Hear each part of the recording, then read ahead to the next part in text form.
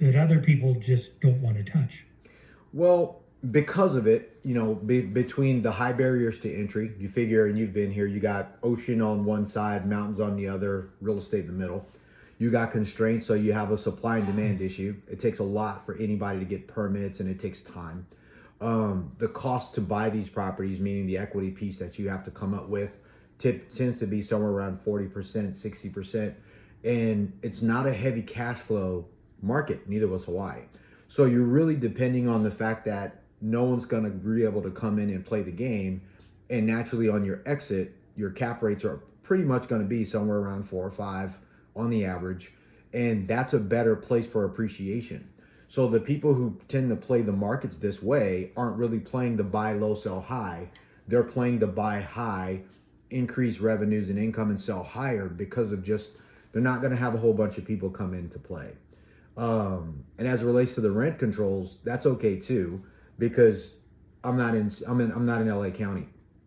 LA County is very heavy with that. San Diego County and Orange County are not.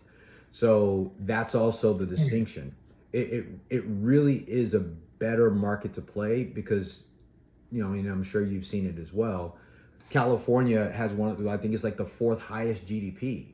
So a lot of capital comes from here, and then it leaves and goes someplace else. When the market does what you've seen it do over and over again, for a lot of investors see it as well, it gets trapped in these other markets and they leave their good properties where they made the money unattended. So people who live in these markets buy them. They buy them at a discount because they have to exit, because you don't sell your bad properties, you have to sell your good ones. It's kind of what it is. Okay, interesting. Yeah. So I learned that pretty heavily in Hawaii, because a lot of money came to Hawaii. Yeah. They made money. They went to Texas. They went to Houston, which is where everyone goes, Ohio, North Carolina, Florida. And then when the market tanks, they can't sell or they lose their money and they have to come home. But by that time, the locals have bought the properties. So... So let me see if I understand what you're saying, Victor.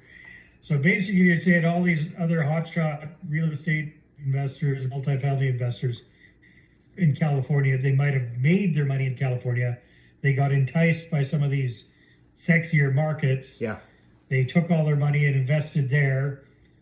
Things have gone tits up, excuse my French, but they haven't gone too well for them in those markets. Mm-hmm. So now they have to come back home, but other guys like you have scooped up the properties, or they have to sell them because they're in financial dire straits. So is that where the opportunities are coming from? Exactly. That's what we call it. It's about sacking York. If you can sack York, you win. So if your soldiers are gone and your city gets attacked, you have to come home and integrate with the new city.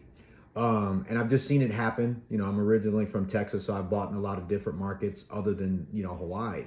And it's just been this same thing.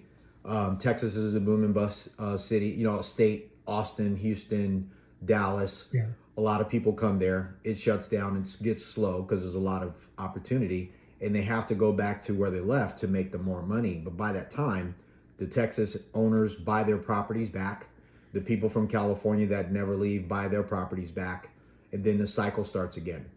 So when you know that, because when I say it, it makes sense, right? Like other people I didn't think about that. But where does the money come from in general? New York, California.